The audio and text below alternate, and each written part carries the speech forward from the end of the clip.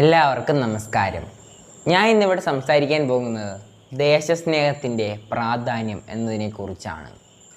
ആദ്യം തന്നെ ഞാനൊരു ചോദ്യം ചോദിക്കട്ടെ.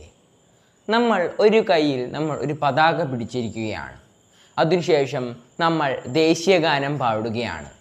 എന്നാൽ അന്നത്തെ ദിവസം തന്നെ ഒരാൾ ഒരു വഴിയരികിൽ വിശന്നു കിടക്കുമ്പോൾ നമ്മൾ അയാളെ മൈൻഡാക്കുന്നില്ല. അപ്പോൾ ഇതിലെവിടെയാണ് നമുക്ക് ദേശസ്നേഹം ഉള്ളത്? നമ്മളൊരു പതാക പിടിച്ചാൽ അതുപോലെ തന്നെ ഒരു ദേശീയഗാനം പാടിയാൽ നമുക്ക് നമ്മുടെ ദേശത്തോട് സ്നേഹമായോ? ഒരിക്കലുമില്ല എന്ന് തന്നെയാണ് അതിൻ്റെ ഉത്തരം.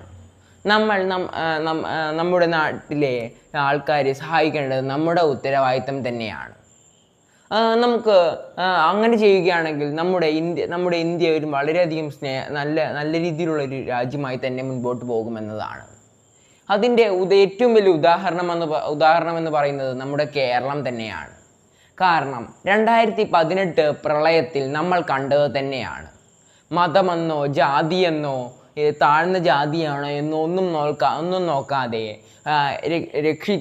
എല്ലാവരും ഒരുമിച്ച് നിന്നാണ് പല കുടുംബങ്ങളെയും രക്ഷിച്ചത്.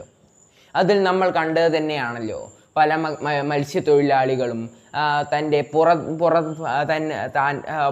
പുറത്ത് ചവിട്ടിക്കോ എന്ന് പറഞ്ഞ് നിന്ന് കൊടുത്തതും അതൊക്കെ വളരെയധികം നല്ലൊരു കാര്യം തന്നെയാണ്.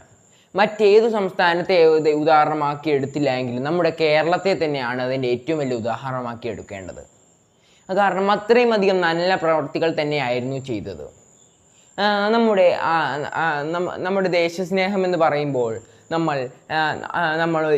നമ്മുടെ പതാകയെ സ്നേഹിക്കേണ്ടതും നമ്മുടെ ദേശീയ ഗാനത്തെ സ്നേഹിക്കേണ്ടതും ഒക്കെ അത്യാവശ്യം തന്നെയാണ്. എന്നാൽ അതുമാത്രമാവരുത് എന്ന് മാത്രമേ ഉള്ളൂ. നമ്മുടെ അപ്പുറത്തു നിൽക്കുന്ന ആളുടെയും വിഷമം നമ്മുടെ വിഷമമാണെന്ന് തിരിച്ചറിഞ്ഞ് അവർക്കും നമുക്ക് പറ്റുന്ന രീതിയിലുള്ള സഹായം ചെയ്തു കൊടുക്കാൻ നമ്മൾ ശ്രദ്ധിക്കേണ്ടതാണ്. ഒരു ചെറിയൊരു സഹായം മതിയായിരിക്കും അവർക്ക്.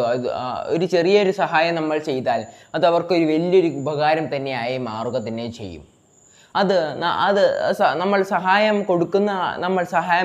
കിട്ടുന്ന ആളെക്കാട്ടിലും കൊടുക്കുന്ന ആൾക്കായിരിക്കും അതിൻ്റെ ഏറ്റവും കൂടുതൽ സന്തോഷവും അനുഭവിക്കാൻ കഴിയുക എന്നതാണ് അതിൻ്റെ സത്യം. അപ്പോൾ ഇതിൽ പലവർക്കും പങ്കാളിയാകാൻ കഴിയും.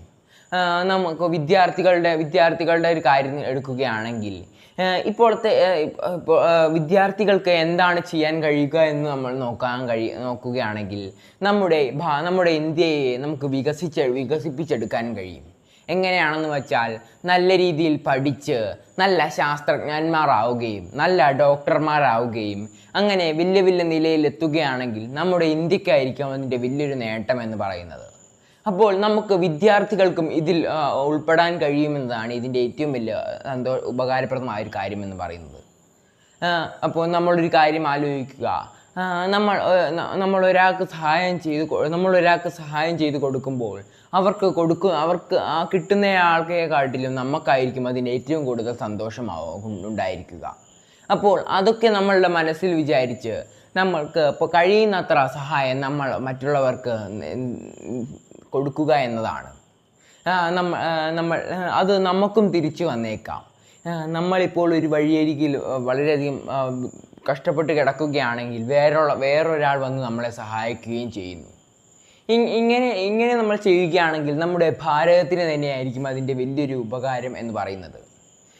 പിന്നീട് നമ്മുടെ ഇന്ത്യൻ ഭരണഘടന അനുസരിച്ച് മതപരമായ ഒരു താരതമ്യം ഒരു മാറ്റവും നമ്മുടെ ഭാരതത്തിലില്ല. അതിൻ്റെ ഉത്തമ ഉദാഹരണം തന്നെയാണ് നമ്മുടെ ഇന്ത്യ എന്ന് പറയുന്നത്. കാരണം നിരവധി ഭാഷകളായാലും നിരവധി മതങ്ങളാൽ കൊണ്ട് നിറഞ്ഞ ഒരു രാജ്യമാണ് നമ്മുടെ ഇന്ത്യ എന്ന് പറയുന്നത്.